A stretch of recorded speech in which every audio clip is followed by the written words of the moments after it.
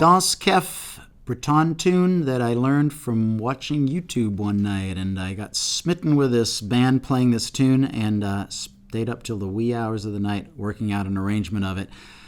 As I note in the introduction to this book, this is probably the piece that I would recommend you work on if you are interested in learning how to build your own Celtic guitar arrangements. So the first thing I recommend you do is learn the melody. I'll play the melody nice and slowly a couple times, and then I'll show you how I build around it. And I never play the tune the same way twice, so don't be married to the tab if you're a tab learner, because the tab is just what I happen to play right now, but it won't be the same next time you see me play. In fact, you can see me playing this on YouTube, and I have no idea what I was doing except that it worked. So, Dans Kef. Here is the tuning. It's a little bit weird. It's a different tuning from Orkney. I don't know if anybody else uses this tuning, but I call it Celto-Hawaiian tuning because it sounds sort of Hawaiian at times.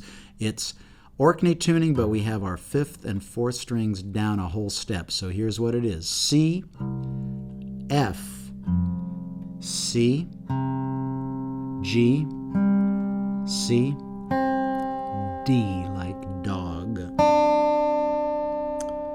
So let's just do the melody. Here's how it goes.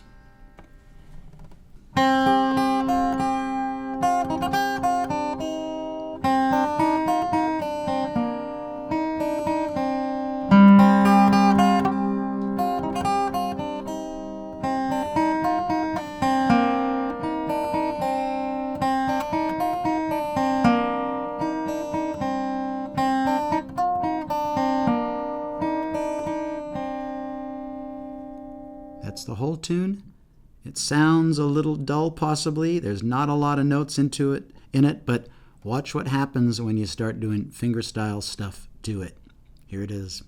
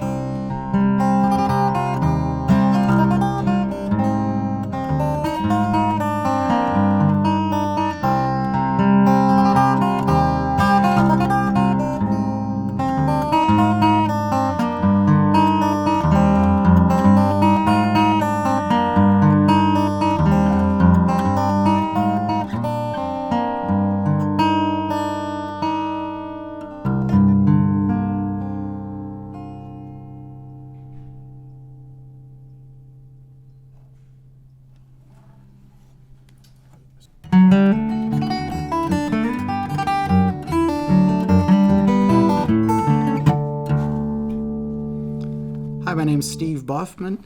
My new book, Celtic Songs for Fingerstyle Guitar, is out. Celtic music and arranging it for the guitar. It's been one of the most rewarding things in my life. I first heard about Celtic music in graduate school around 1984, 85, And a friend of mine came back from the Orkney Folk Festival up there in the northernmost part of Scotland with some LPs. Remember those things? Those round record things with music on them? And I was just smitten. It was really about the first time I'd ever actually listened to Celtic music. And I started learning that you can take some of that stuff and do it on fingerstyle guitar. Others had done that beautifully long before I realized it could be done, but it was still an exciting thing for me to figure out how to do it. Like take something like an old harp tune, 17th century piece by Turlough O'Carolan, and try and recreate those arpeggios and those ornaments on the guitar. I mean,